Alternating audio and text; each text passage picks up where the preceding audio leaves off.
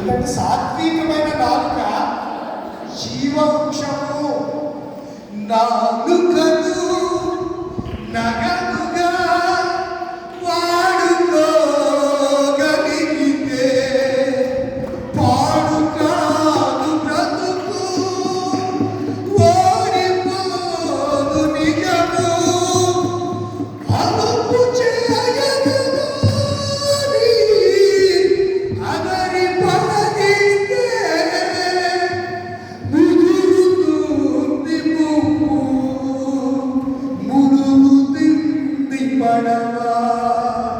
నాలుకను ఎడవాడ నాలుకను పొందగాలని ఎలా పడితే అలా వాడితే తిప్పలు పడాల్సి వస్తారు.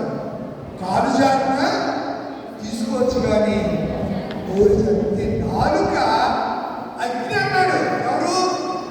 యాకోబు గారు. తగలబెట్టేది ఏది? నాలుక. నాలుక తగలబెట్టేస్తుందంట. కనుక ఏ నాలుక కలిగి ఉండాలి?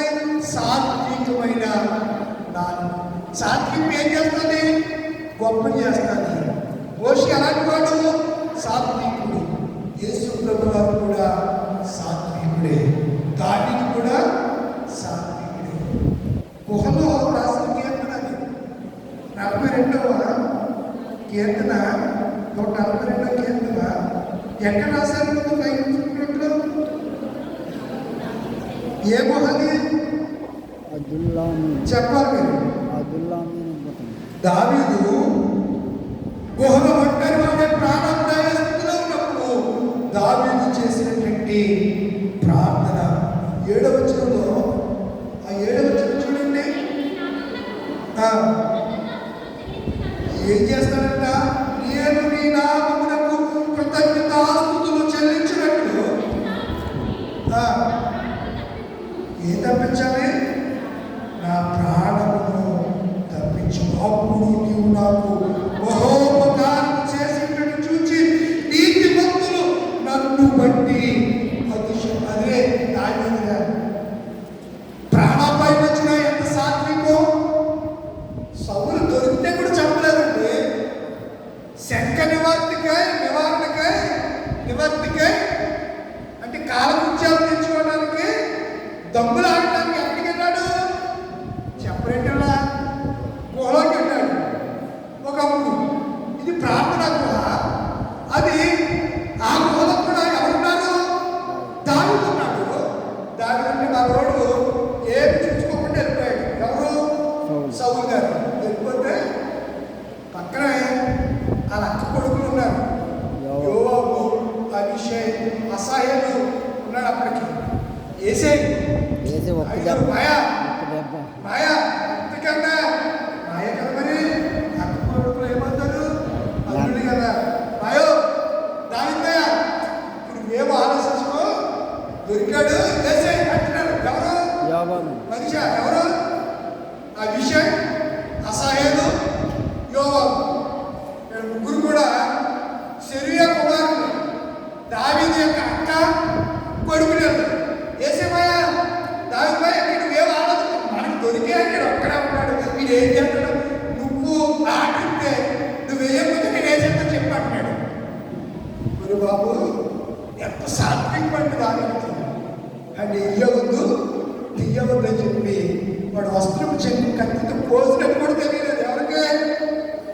ఎవరికి? సౌలుకి. తెలియకుండా ముక్కు కోసి ఆడి బయటకు వచ్చేసాక దావీదు గారు గుహలోకి వచ్చి, తండ్రి సౌలా కీడి కప్పుకి వెళ్ళినట్టు, ఏమి నా కుమారుడా? నాయనా దావీదా అని తీసుకున్నాడు. నేనే దావీదుని. నువ్వు ఎందుకు నాయనా? నేను ఏం చేశాను? ఏ పాపం చేశాను? నీకు ఏ అపకారం చేశాను? నీ పక్షికి వెళ్ళి విడుస్తుంటే ఎందుకు చేశాను? నిన్ను చేస్తే నువ్వు నన్ను చంపుతున్నావు. ఇదేమన్నా తప్పు? ఎంత సాత్వికం అక్కడ కనపరిచాడండి దావీదు. అదే మళ్ళాంటి దొరికితే ఏం చేద్దాం చెప్పండి. ఒక చెప్ప కాదు కదా. ఇంకా మూల అయితే ఎవరు చెప్పాడు కూడా ఇట్లా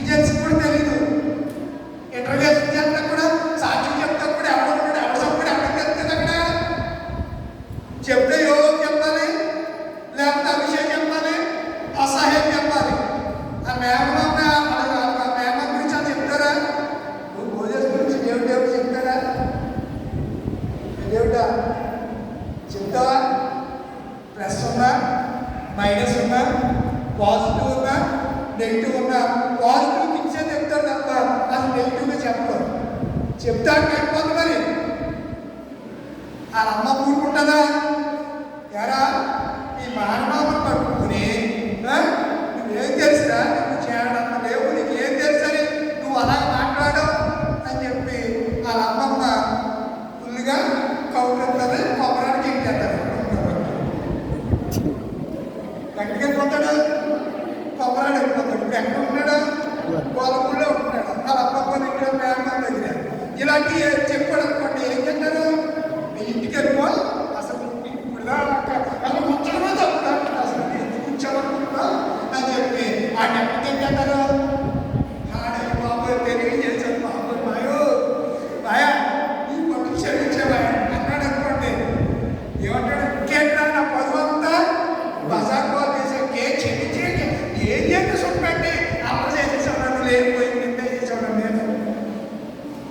ఇలాంటి పరిస్థితుల్లో దావీదు ఎంత సాత్వికం కనపరిచాడు.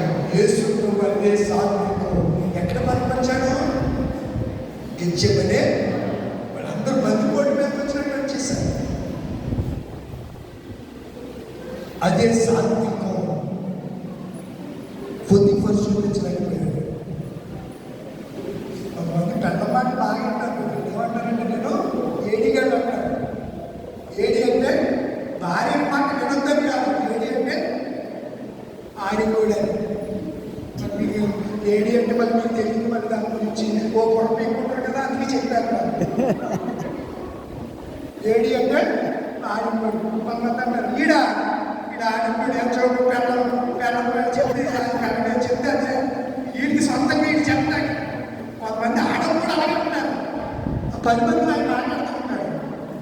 అంటే మీరు మీరు ఊరుకోండి, ఈ ప్రపంచంలో మీకు ఏమి తెలియదు అనగలిగిన భార్య తప్పకి ఎవరు అక్కడ మొగండి. మీకు ఏమి తెలియదు అనగలిగితే ఆ అధికారం నాకే ఉంటాయి. ఇవేమి తెలియదు నీ నిజంగా ఏమి తెలియనట్టు యాక్సిడెంట్ కాసేపు ఇంటికెళ్ళాక 10 మందిలో కోరితే పగు తీసేసాం కదా అంట. ఇంకా కింద కాకుండా ఎక్కుతుంది. మళ్ళీ ఏమంటే మళ్ళీ పరిస్థితులు మళ్ళీ వేరుగా ఉంటాయి. ఈ దినాల్లో అలాంటి పరిస్థితులు బుద్ధి పనులు భార్య చెప్తే వీడు ఆలోచించాలా? వీడికి అసలు వివేచన ఉందా? ఆ రావడం ఏంటి? ఏసేపు ఎలాంటి వాడో తెలీదా? తెలిసే కదా ఇంటినంతటినీ ఏసేపు తప్పించేశాడు. అంత భార్య తప్ప అలాంటి వాడు పాపం చేస్తాడు. నా భార్య దగ్గరికి వచ్చాడు అనుకుంటే ఎలా నమ్మడాడు? ఆడవాళ్ళు నమ్మించేస్తారంటే మీకు అంటే గోడ కట్టినట్టుంటారు. మరి ఏం చేస్తారు?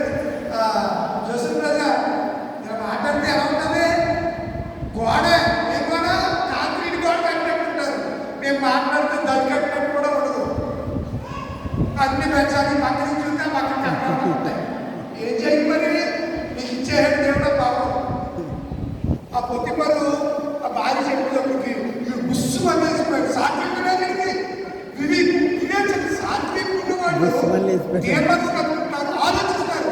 మీకు ఆలోచన లేకుండా పిలిచేసి యేసేపు ఎక్కడేం చేశాడు? శరసాలలో ఏం చేశాడు? టైం అవుతుంది. దానికి సాత్వికం ఏం చేస్తుంది? దావీదుని సాత్వికం ఏం చేసింది? చెప్పండి.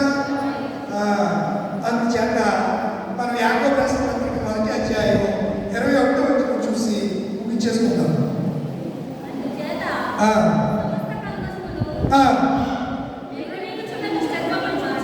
ఏంటంట? సమస్త కల్మషం సమస్త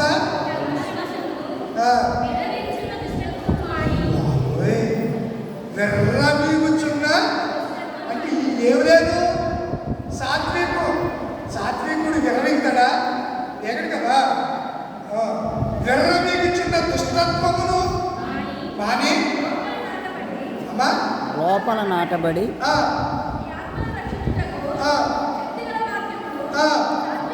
అంగీకరించండి. ఎలా అంగీకరించాలి?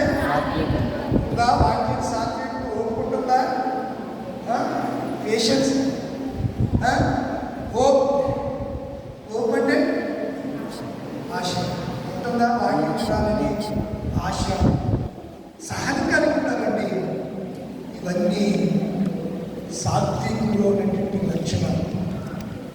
ఈ విధంగా దేవుడు ఆయన అంటాడు కదా, నేను ఇప్పుడు వేడుకుంటే 72,000 సైతం వస్తుంది. ఏ చిన్న పెడతారా?